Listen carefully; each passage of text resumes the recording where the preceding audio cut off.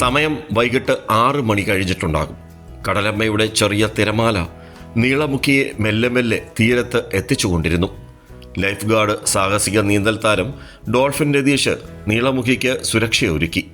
ഈ സമയം വിനോദസഞ്ചാര മേഖല കൂടിയായ അഴീക്കൽ ബീച്ചിൽ ധാരാളം പേരുണ്ടായിരുന്നു.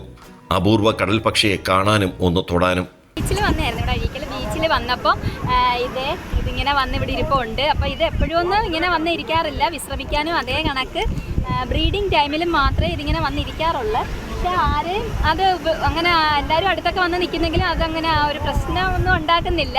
പിന്നെ ഇതിൻ്റെ പേരെന്ന് പറയുമ്പോൾ മാസ്കഡ് പൂബി എന്നാണ്. അല്ലാതെ നമ്മൾ മലയാളത്തിൽ പറയുവാണെങ്കിൽ നീലമുഖി കടൽവാത്തെന്ന് പറയും. അല്ല, ഓരോരുത്തരും വരുമ്പോൾ എനിക്ക് തോന്നുന്നു ഫോട്ടോ ഒക്കെ എടുക്കാൻ നേരത്ത് എല്ലാവരും എടുക്കുന്ന ഫോട്ടോയ്ക്ക് പോസ് ചെയ്യുന്ന രീതിയിലൊക്കെ ഇങ്ങനെ നിൽപ്പുണ്ട്. സാധാരണ ഡിസംബർ മുതൽ ഫെബ്രുവരി മാസങ്ങളിലാണ് കടൽ പക്ഷികൾ തീരങ്ങളിൽ അപൂർവമായി കാണുക. അതേസമയം 2020 മുതൽ കൊല്ലം തീരത്ത് പലപ്പോഴായി കണ്ട ആ നീളമുഖിയാണോ ഇതെന്ന് പക്ഷി നിരീക്ഷകർ സംശയം ഉന്നയിച്ചു. കടൽ പക്ഷിയെ വനം വകുപ്പിന് കൈമാറിയും ആരോഗ്യനില പരിശോധിക്കും.